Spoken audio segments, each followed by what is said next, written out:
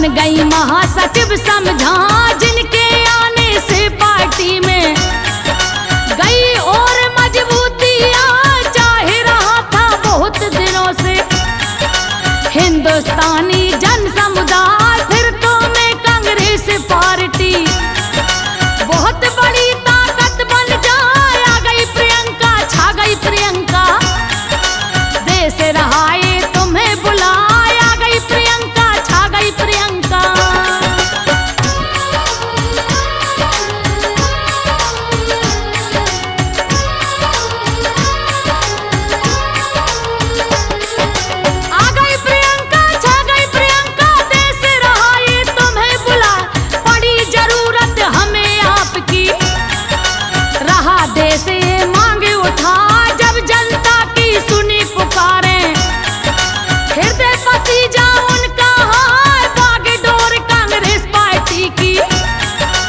अपने हाथ में लई थमा कर प्रचार प्रियंका गांधी गांव-गांव जनता में जाए बड़ी चुनौती बन गई प्रियंका और दलों के लिए बता जब भाषण मंचों पर देती प्रियंका बड़ी तेज तर्रार जिनके सामने कोई विरोधी किसी मायने टिक ना पा जिनके भाषणों में वो जादू जनता खिंची हुई चलिया जिनके भाषणों में वो जादू।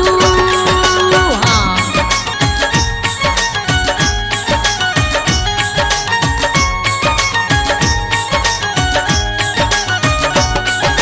जिनके भाषणों में वो जादू जनता खिंची हुई चलिया शहर शहर और गांव में जाकर रही वो जनता को समझा बड़ी बड़ी रैलियों को वो करती है संबोधित जा जनता जिनके साथ हो गई भारी भीड़ उमड़ती जा जिनका जन्म हुआ भारत में नई दिल्ली वो शहर बता जन्म तिथि है 12 जनवरी 1972 बता एक सियासी परिवार में जन्म लिया प्रियंका ने नाम श्रीमती इंदिरा गांधी लिया जहां में नाम कमा दादी के ही नक्शे कदम पर चल पड़ी अब प्रियंका दादी के ही नक्शे कदम पर।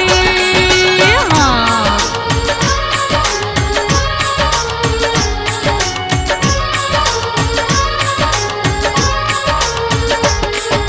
दादी के ही नक्शे कदम पर चल पड़ी अभी प्रियंका वो दादी की तरह साड़ियां पहनती है प्रियंका बता लोगों को प्रियंका गांधी में इंदिरा गांधी ही दिखला मैं तो भारत की बेटी हूँ यही मैं लूंगी शिक्षा पार पढ़ी वो दिल्ली में ही प्रियंका दिल्ली विश्वविद्यालय जा प्रियंका निर्वाचन क्षेत्र में करती रही चुनाव सभाएं कभी वो मां के साथ में जाती रायबरेली अमेठी बता कभी तो राहुल गांधी जी का दिया उन्होंने साथ निभाए कांग्रेस पार्टी के प्रचार में जनता बीच पहुंचती जाए कांग्रेस पार्टी के प्रचार में।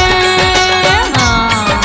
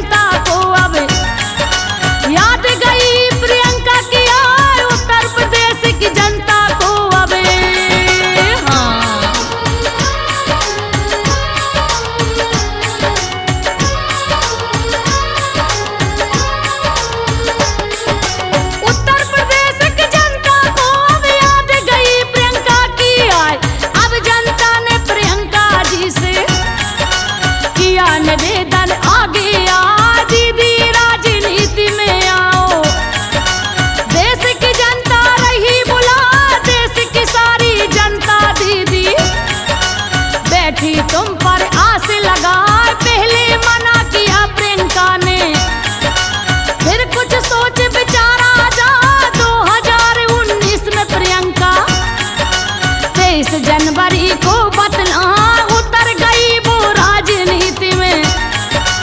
गए कांग्रेसी हर साल बन गई राष्ट्रीय महासचिव वो। प्रियंका जी कांग्रेस में आ जान फूंक दी कांग्रेस में। प्रियंका जी ने आगे आ जान फूंक दी कांग्रेस में।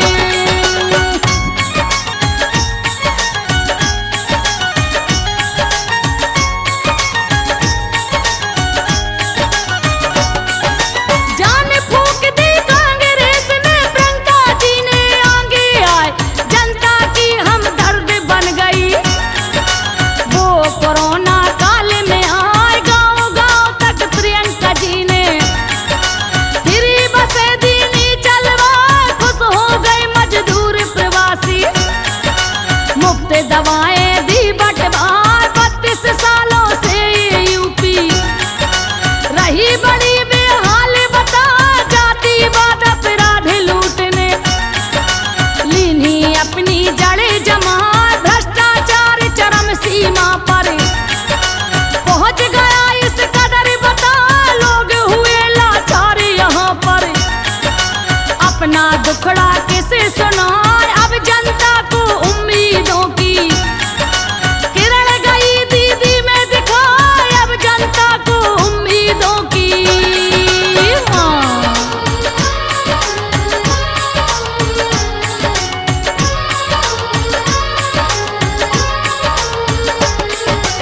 अब जनता की उम्मीदों की किरण गई दीदी में दिखाए, दुख दर्द जनता का समझा।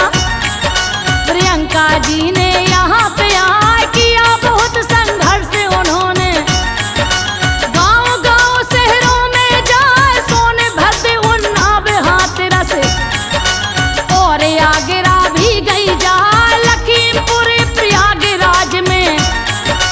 दौरा किया उन्होंने जाए सीधी बात करी लोगों से, सारी समस्या समझी जा दे दिया नारा दीदी ने। यूपी की जनता में मैं जज्बा हर क्षण रखती हूँ, लड़की हूँ लड़ सकती हूँ, जनता में उत्साह भर दिया। प्रियंका गांधी जी ने आ जनता में उत्साह भर दिया।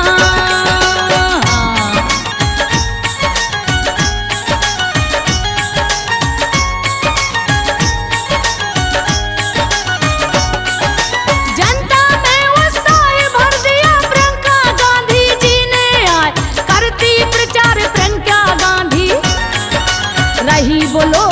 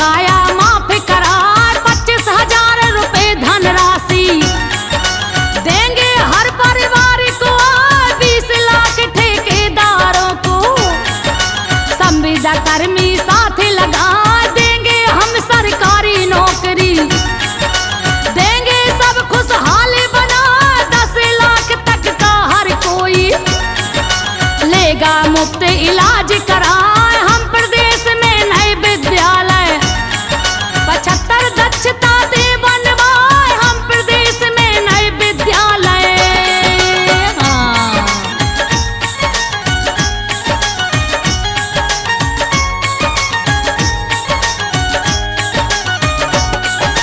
हम प्रदेश में नए विद्यालय 75 दक्षता दे बनवाए, वीर नारियों के ही नाम पर ए विद्यालय खोले जहाँ जो भी हमने किया है वादा, इसको हम भूलेंगे ना।